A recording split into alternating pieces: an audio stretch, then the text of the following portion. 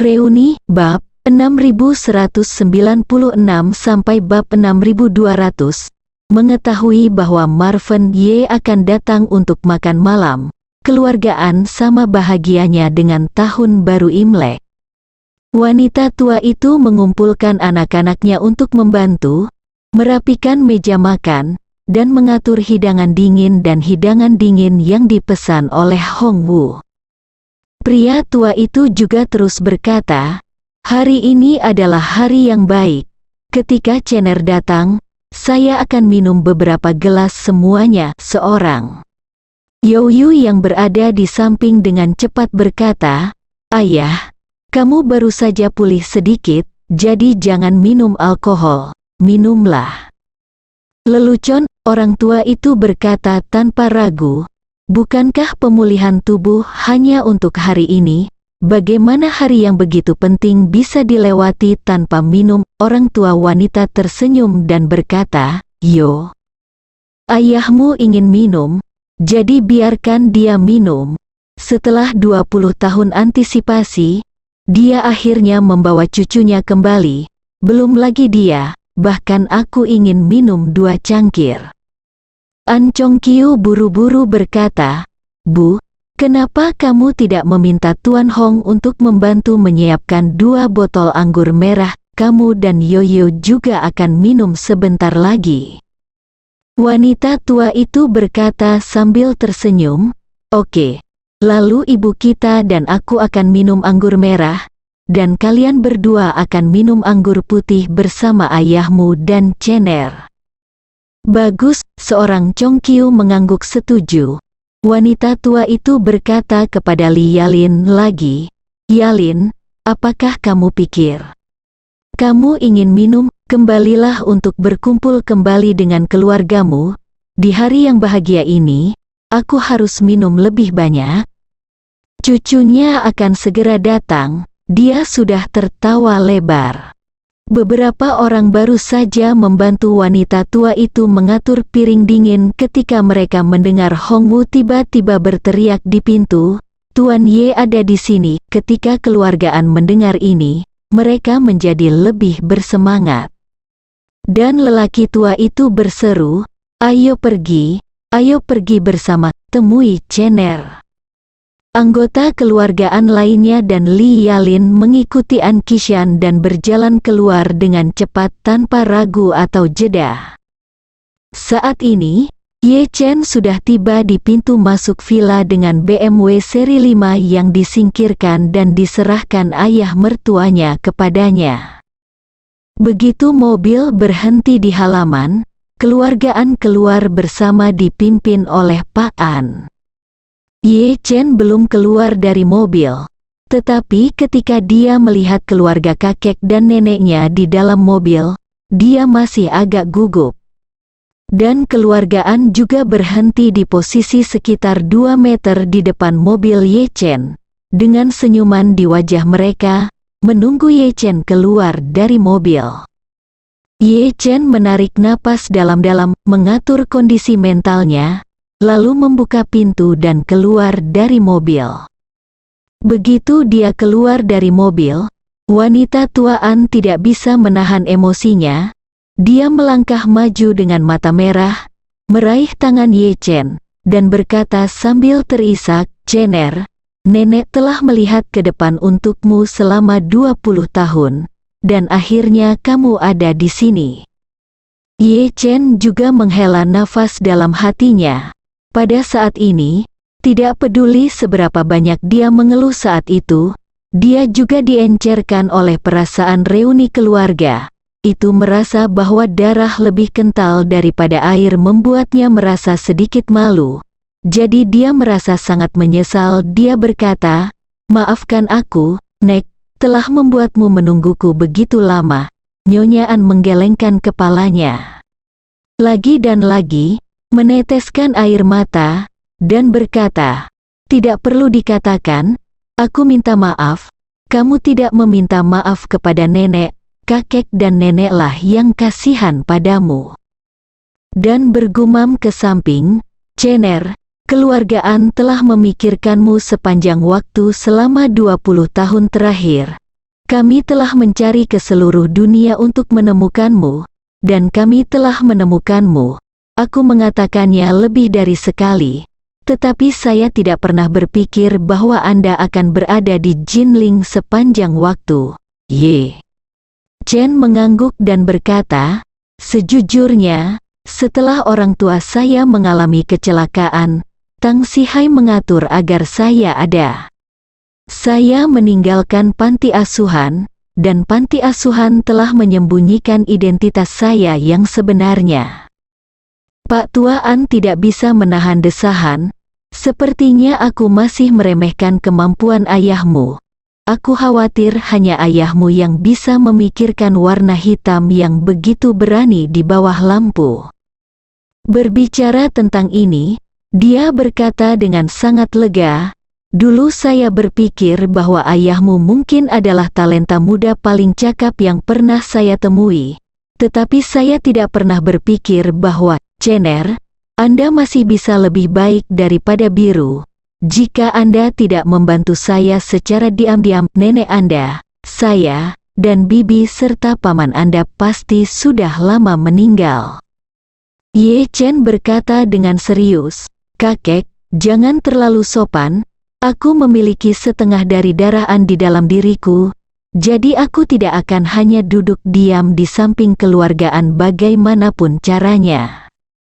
Mata kakek An merah, dan dia tersedak dan berkata, terakhir kali ketika kakek sakit kritis, bibiku tiba-tiba mengirim ramuan penyelamat hidup. Ramuan itu, Chener, kamu meminta bibi untuk mengirimkan ramuan itu, kan? Ye Chen mengangguk, dan berkata, pada saat itu, saya mendengar bahwa kakek saya sakit parah, dan tidak nyaman bagi saya untuk maju. Jadi saya meminta putri saya untuk segera membawa obat. Untungnya, dia tiba tepat waktu. Hei, Tuan An menghela nafas, mengulurkan 3 jari, dan berkata dengan suara gemetar, Chener, menghitung waktu itu, kakek berutang 3 nyawa padamu, sudah 3 nyawa. Ye Chen tersenyum dan berkata, kakek, ini hanya sedikit usaha untukku, jadi kamu tidak perlu mengingatnya. Bagaimana itu bisa berhasil? Tuan-tuan berseru, Chener, kamu adalah penyelamat seluruh keluargaan, dan keluargaan pasti akan membalasmu dengan segalanya. Ye Chen melambaikan tangannya dan berkata sambil tersenyum, kakek, kamu terlalu ketinggalan zaman dengan mengatakan itu. Wanita tua di samping dengan cepat berkata, Kishan, Chener baru saja tiba, mari kita bicarakan hal-hal ini perlahan di masa depan. Berbicara, tanpa menunggu lelaki tua itu berbicara, dia dengan cepat bertanya kepadanya, Chener, karena kamu sudah bertemu dengan putrimu, mengapa kamu tidak membawanya? Nenek sangat menyukainya. Ye Chen berkata, putriku masih mengadakan tur konser di Amerika Serikat, dan dia harus kembali ke China dalam beberapa hari. Lalu aku akan membawanya menemuimu dan kakek. Wanita tua itu mengangguk berulang kali dan berkata, Oke, itu bagus, Chener. Gadis ini benar-benar satu-satunya gadis baik yang pernah dilihat nenek dalam hidupnya. Dia juga tunangan ibumu denganmu beberapa tahun yang lalu. Kamu harus menikahinya secepat mungkin. Menikah dengan keponakanmu berarti bagimu, kekasih akhirnya menikah, dan bagi kami, itu adalah saksi dari perjodohan yang dibuat di surga. Selain itu, orang tuamu akan sangat senang jika mereka ada di surga. Ye Chen berkata, Nenek, saya sudah menikah. Ah, wanita tua itu bertanya dengan heran, menikah dengan siapa? Ye Chen berkata, Xiao Churan, putri dari keluarga Xiao di Jinling. Wanita tua itu bahkan lebih terkejut. Dia adalah nyonya rumah dari keluarga Tionghoa nomor 1 di dunia, dan pangkatnya sangat tinggi sehingga tidak ada keluarga lain di China yang bisa menandinginya. dia belum pernah mendengar tentang keluarga Jinling Xiao. Jadi, wanita tua itu bertanya kepadanya, "Chener, kapan kamu menikah?" 4 tahun yang lalu, Ye Chen berkata dengan serius, "Tepat ketika aku tidak punya apa-apa dan tidak berharga." Melihat nada tegas Ye Chen ketika dia berbicara, dia tahu bahwa dia masih sangat puas dengan istrinya, jadi dia dengan cepat bertanya, "Chener, di mana menantu laki-laki? Mengapa kamu tidak membawanya ke nenek untuk dilihat?" Ye Chen berkata, "Beberapa hari yang lalu, saya mengetahui bahwa Anda semua datang ke Jinling. Saya memiliki firasat bahwa mungkin ada bahaya, jadi saya mengirimnya ke Amerika Serikat." Wanita tua itu mengangguk dan berkata sambil tersenyum, "Tidak peduli, tidak akan terlambat ketika dia kembali." Ye Chen menggelengkan kepalanya dan berkata, "Nenek, bahkan jika dia kembali, aku mungkin tidak akan membawanya menemuimu dan kakek." Sebelum dilanjutkan ceritanya, jangan lupa bantu Mimin untuk like dan berkomentar juga ya Tuan dan Nona. Terima kasih sesudah dan sebelumnya. Wanita tua itu bertanya dengan bingung, "Kenapa, Chener, apakah kamu masih menyalahkan kakekmu di dalam hatimu?" Ye Chen menggelengkan kepalanya sedikit, dan berkata, "Nenek, istriku masih belum tahu identitas asliku." Semua orang di tempat kejadian menatap dengan mata terbelalak. Tidak ada yang mengira bahwa istri Ye Chen yang telah menikah selama 4 tahun tidak akan mengetahui identitas aslinya. Wanita tua itu tidak dapat menahan diri untuk bertanya, "Chener, kalian semua menikah dengan itu, gadis bermarga Xiao?" Ye Chen menertawakan dirinya sendiri. "Ketika dia menikah denganku, aku tidak berguna, dan aku masih memindahkan batu bata dan semen di lokasi konstruksi. Belakangan, ketika aku menikah, aku bergabung dengan keluarga Xiao. Di mata keluarga Xiao, saya lahir di panti asuhan, populasi kelas bawah tanpa sekolah dan keterampilan nyata. Saya juga senang dengan perasaan bahwa tidak ada yang memperhatikan saya. Jadi saya tidak pernah mengungkapkan identitas saya kepada keluarga Xiao." Berbicara tentang ini, Ye Chen berkata lagi, "Kemudian, Tang Sihai menemukan saya, memberi saya sejumlah uang dan perusahaan, dan saya sendiri memiliki beberapa pertemuan khusus, dan itu sedikit hingga hari ini. Tetapi selama ini, saya tidak memikirkan apa yang harus dilakukan. Saya memberitahu curan tentang saya, jadi untungnya, saya merahasiakannya dan tidak memberitahu dia." Nenek berpikir sejenak, mengangguk mengerti, dan menghela nafas. "Teman yang membutuhkan adalah teman. Ketika kamu tidak punya apa-apa, dia masih bisa menikah denganmu dan tidak pernah meninggalkannya. Ini sungguh luar biasa." Berkata, dia tidak bisa menahan diri untuk bertanya dengan harapan, "Chener, karena kamu sudah menikah selama 4 tahun, bukankah kamu sudah punya anak?" Yang lain juga memandang Ye Chen dengan penuh harap, berharap mendengar kabar baik darinya. Ye Chen menyentuh hidungnya karena malu, "Nenek, kami belum punya anak." Semua orang sedikit terkejut, pada saat yang sama, dia juga sedikit kecewa. Orang tua An Qishan dengan cepat mengubah topik pembicaraan dan berkata kepada Ye Chen, "Ngomong-ngomong, Chener, kakek akan memperkenalkan Anda kepada 3 paman dan bibi Anda. Saya belum pernah melihat mereka selama bertahun-tahun, mereka telah banyak berubah, saya khawatir Anda bahkan tidak mengenalinya."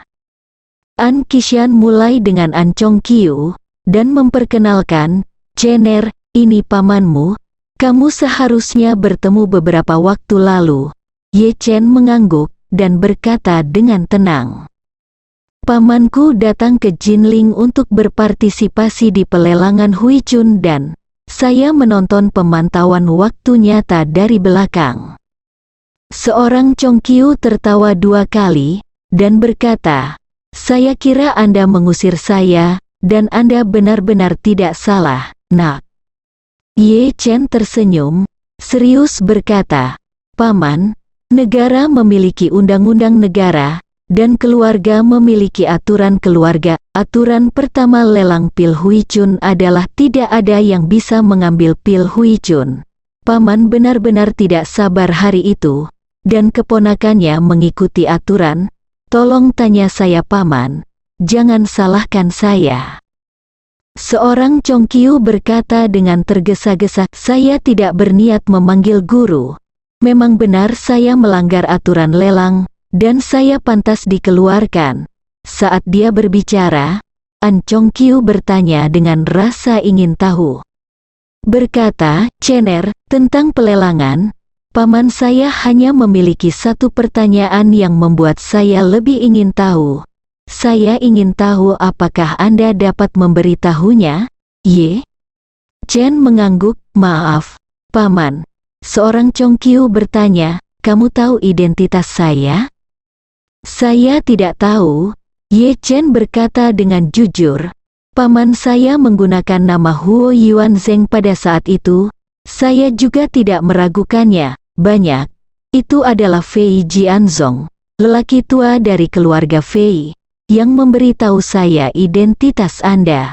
An Chongqiu mengangguk ringan, dan bergumam, "Jadi, berbicara tentang ini, dia tiba-tiba memikirkan perubahan sebelumnya dalam keluarga Fei, dan mau tidak mau bertanya, 'Cener, mungkinkah karena kamu keluarga Fei berubah secara dramatis sebelumnya?'" Bersambung,